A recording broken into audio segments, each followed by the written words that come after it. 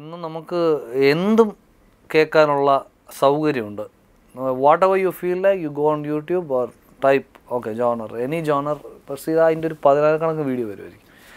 അപ്പോൾ ഞാൻ ആ സമയം കണ്ടെത്താറുണ്ട്. അപ്പോൾ ഒരാൾ പറയുന്നത് ഇങ്ങനൊരു ട്രാപ്പ് മ്യൂസിക് അങ്ങനൊരു സാധനമുണ്ട്, ട്രാപ്പ് ജോണർ അല്ലെങ്കിൽ വേൾഡ് അപ്പോൾ അത് ആ സമയം അടിച്ചു നോക്കിയാൽ നമുക്കത് കിട്ടും. അപ്പോൾ ആ സമയം ഞാൻ കണ്ടെത്താറുണ്ട്. അത് നമ്മൾ ദാറ്റ് ഇസ് ആ പാർട്ട് ഓഫ് അവർ ജോബ്, നമ്മളത് ചെയ്യണം. പിന്നെ ഡ്രൈവ് ചെയ്യുമ്പോഴൊക്കെ നമുക്ക് പാട്ട് കേൾക്കാനുള്ള ഇപ്പോൾ പെൻ ഡ്രൈവിൽ അല്ലെങ്കിൽ CDസിലാക്കി കേൾക്കാം.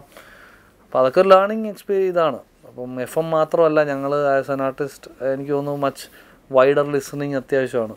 അപ്പോൾ എല്ലാ ടൈപ്പും ലോഡ് ചെയ്ത് വെച്ചിട്ട് ഇങ്ങനെ കേൾക്കാനൊക്കെ നോക്കാറുണ്ട്, പ്രാക്ടീസൊക്കെ ചെയ്യാറുണ്ട്.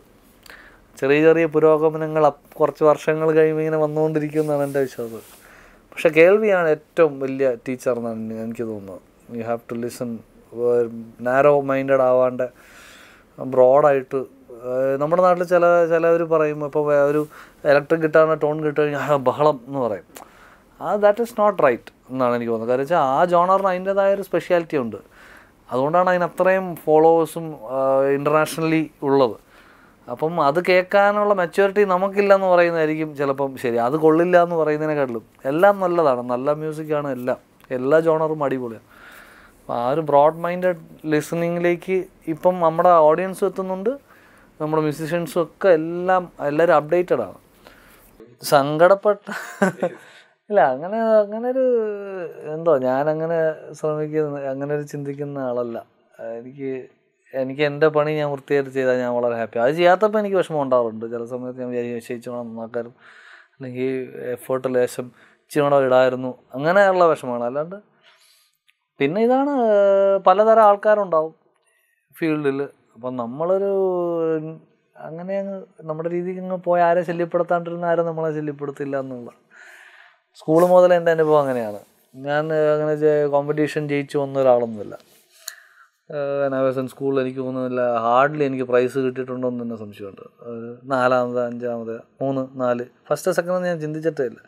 അപ്പോൾ എനിക്ക് അതൊരു വിഷമം. എനിക്ക് തോന്നുന്നു അത് എനിക്ക് വളരെ നന്നായി എന്നാണ് എനിക്ക് തോന്നുന്നത്. കാരണം ഈ കോമ്പറ്റീഷൻ സ്പിരിറ്റും ഈ ഫസ്റ്റ് കിട്ടിയില്ലെങ്കിൽ ഒരു വിഷമം, സെക്കൻഡ് കിട്ടിയ കരച്ചിൽ, അങ്ങനത്തെ പരിപാടിയൊന്നും എനിക്ക് ചില്ലേ ഇല്ല. കാരണം എൻ്റെ ഫാദർ അങ്ങനെയാണ് എന്നെ പഠിപ്പിച്ചിരിക്കുന്നത്.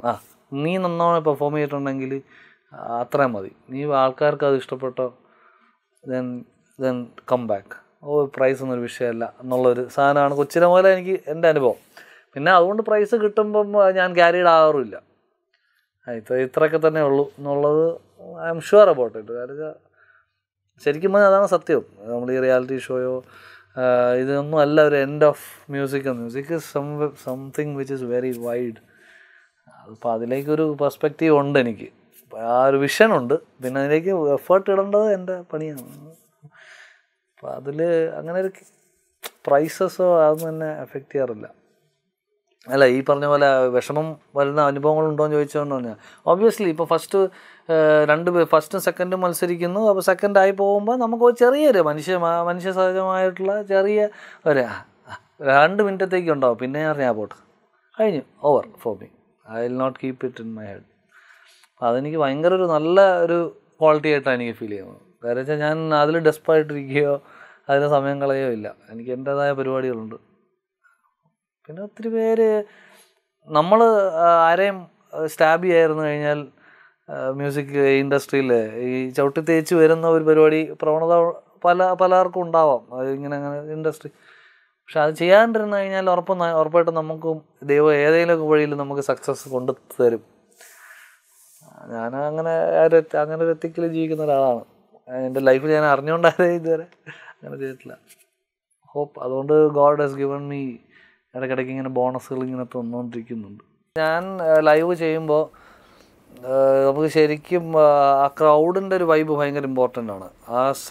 ഇപ്പോൾ കോളേജ് ക്രൗഡൊക്കെ എന്ന് പറഞ്ഞാൽ ഒരു ഫ്രണ്ടിൽ വന്ന് നിൽക്കും ഇവിടെ ഇതിൽ. അതായത് നമ്മൾ എന്ത് കൊടുക്കുന്നോ അതിൻ്റെ ആ സെക്കൻഡ് നമുക്ക് അതിൻ്റെ റെസ്പോൺസ് തിരിച്ച് കിട്ടുകയാണ്. മോശമായിട്ട് പാടിയാരാ they not wait for 1 minute, you are god എന്നുള്ളതാണ്.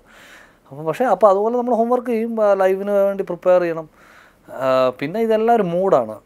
ഞാൻ ലൈവ് സ്റ്റേജിൽ കയറുന്ന വരെ എനിക്ക് ഭയങ്കര ടെൻഷനാണ്, ഭയങ്കര ഇതൊക്കെയാണ്. പാടി 2 വരി നമ്മുടെ കൊള്ളാം തോന്നിക്കഴിഞ്ഞാൽ പിന്നെ I M in A trip, I M lost എന്നുള്ളതാണ്. തീരുന്നവരെ എനിക്കറിയില്ല എന്താ ചെയ്യാൻ പോകുന്നത്.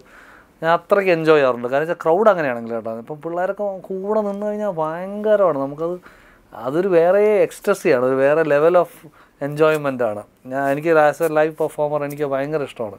അതുകൊണ്ട് ചേട്ടാ നമുക്കത് ഭയങ്കര പോസിറ്റീവായിട്ട് തരുന്ന പിള്ളേരുണ്ട്, നെഗറ്റീവായിരുന്നവരുണ്ട്. പക്ഷേ എനിക്ക് തോന്നുന്നു ഇപ്പം പിള്ളേരെല്ലാം അത്രയും പോസിറ്റീവാണ്. ഈ അടുത്ത സീസണിൽ കുറേ കോൺസെർട്ട് കോളേജസ് ചെയ്തിരുന്നു.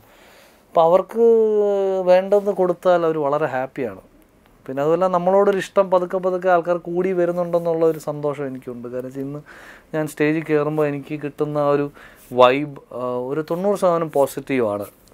അപ്പോൾ അത് എൻ്റെ കുറേ കാലത്തെ ഒരു എഫേർട്ടിൻ്റെയും പിന്നെ ദൈവാനുഗ്രഹമായിരിക്കും. ഒരു ഇമ്പ്രൂവ്മെൻറ്റ് ഇൻ റെസ്പോൺസ് ക്രൗഡിൻ്റെ ഒരു ചെല്ലുമ്പോൾ തന്നെ ചേട്ടാ ഞങ്ങളുടെ ഫേവറേറ്റ് ഇതാണ്, അല്ലെങ്കിൽ എന്നെ അറിയുന്നവർ കൂടുന്നുണ്ട് എണ്ണം. അപ്പോൾ അതിൽ ഞാൻ വളരെ ഹാപ്പിയാണ്. അപ്പോൾ ലൈവ് ചെയ്യുമ്പോൾ അതൊരു ഭയങ്കര പഞ്ചാണ്. ചേട്ടാ ആ പാട്ട് പാടും, ഞങ്ങൾക്ക് ആ പാട്ട് ഇഷ്ടമാണ് എന്ന് പറയുമ്പോഴേക്കും നമ്മൾ തന്നെ ചെയ്തൊരു പാട്ട് അവർക്ക് ഇഷ്ടപ്പെടുന്നുണ്ടല്ലോ. Once you get that vibe, live is like the best feeling. ലൈവാണ് ഞാൻ ഏറ്റവും കൂടുതൽ ഞാൻ എൻജോയ് ചെയ്യുന്നൊരു സംഭവം. ഞാൻ പറഞ്ഞില്ലേ ഈ പാടിയ പാട്ടുകൾ എനിക്ക് അതിൽ ഞാൻ എപ്പോഴും ആരും ചോദിക്കും പറയുന്നതാണ്, എനിക്ക് കിട്ടിയ എല്ലാ പാട്ടുകൾ അസൽ പാട്ടുകളാണ്. I am very lucky to get all good songs. അപ്പോൾ എത്രത്തോളം ഹിറ്റാകും എന്നുള്ളതല്ല, ഞാൻ എല്ലാ പാട്ടും എനിക്ക് തോന്നുന്നുണ്ട് എനിക്ക് ഇഷ്ടപ്പെട്ട ട്യൂൺസാണ്, പാടാൻ ഇഷ്ടമുള്ള സാധനങ്ങളാണ് വന്നിട്ടുള്ളൂ. ഇഷ്ടമില്ലാത്ത ഒറ്റ പാട്ട് പോലും ഇതുവരെ എനിക്ക് ദൈവം സഹായിച്ച് പാടാൻ വന്നിട്ടില്ല. I am never forced for any of the songs. ഞാൻ എണ്ണി പറയാം, ഇടുക്കി ഗോൾഡിലെ മാണിക്യ ചിറകുള്ള I personally love that song. അതുകൊണ്ടാണ് എനിക്ക് ഒരുവിധം കുഴപ്പമില്ലാണ്ട് ഒപ്പിച്ചത് ഞാൻ. പിന്നെ ബിജിയേട്ടൻ റെഡ് വൈൻ എന്ന് പറഞ്ഞൊരു ഫിലിം, അതും നല്ല പാട്ടാണ്, ക്വാളിറ്റിയുള്ള സോങ്ങാണ്. പക്ഷെ പടം അത്രയ്ക്ക് അങ്ങോട്ട് ഇതാവാത്തുണ്ട്. പിന്നെ റെക്സേട്ടൻ്റെ കൂടെ വർക്ക് ചെയ്ത 2 പാട്ടും അത് ഉഗ്രനാണ്. എനിക്ക് ഭയങ്കര ഇഷ്ടം. പുള്ളിയുടെ ഒരു ജോണർ ഓഫ് മ്യൂസിക് എനിക്ക് ഭയങ്കര ഇഷ്ടം. ഞങ്ങൾ പേഴ്സണലി ഫ്രണ്ട്സുമാണ്. അതുപോലെ ദീപക് സാറിന് ആരാണ് Honey Bee, all the songs were very nice. എനിക്കത് ലക്കിയാണ്. ഞാൻ അങ്ങനെ നോക്കിയാൽ എൻ്റെ ടോണിനും എൻ്റെ പാട്ട് രീതിക്കും ചേരുന്ന സാധനങ്ങളാണ് എനിക്ക് കിട്ടിയിട്ടുള്ളത്. ഞാൻ ദീപക് സാറിനെ കാണാൻ ചുമ്മാ ചെന്നൈക്ക് പോയപ്പോൾ വേറൊരു പാട്ട് പാടാൻ പോയത്. ആക്ച്വലി നമ്മുടെ ഷീമാട്ടിയുടെ ആഡ് ഞാൻ പാടിയിരുന്നത് രാജീവ് മേനോൻ സാറിന് വേണ്ടി. അപ്പോൾ അത് കഴിഞ്ഞിട്ട് ജസ്റ്റ് വിസിറ്റ് നടത്തിയപ്പോൾ പുള്ളി പറഞ്ഞതാണ് ഇങ്ങനെ, ജസ്റ്റ് 4 വരി നീ ഒന്ന് ജസ്റ്റ് പാടിയിട്ട് പൊയ്ക്കോ, എടുക്കുമെന്നൊന്നും അറിയില്ല. ഞാൻ എന്താ പാടാൻ കയറി പാടി, പുള്ളിയെ കേൾപ്പിച്ച് ഭയങ്കര ഇഷ്ടമായി. അങ്ങനെ വെച്ചതാണ് ഇന്നലകളെ. അപ്പം അങ്ങനെ എനിക്ക് ഞാൻ പറഞ്ഞത് എൻ്റെ തൽക്കാലം ദൈവം എനിക്ക് പോസിറ്റീവായിട്ടാണ് പുള്ളി എല്ലാം ചെയ്തു തരുന്നത്. അങ്ങനെ തന്നെ നിൽക്കട്ടെ.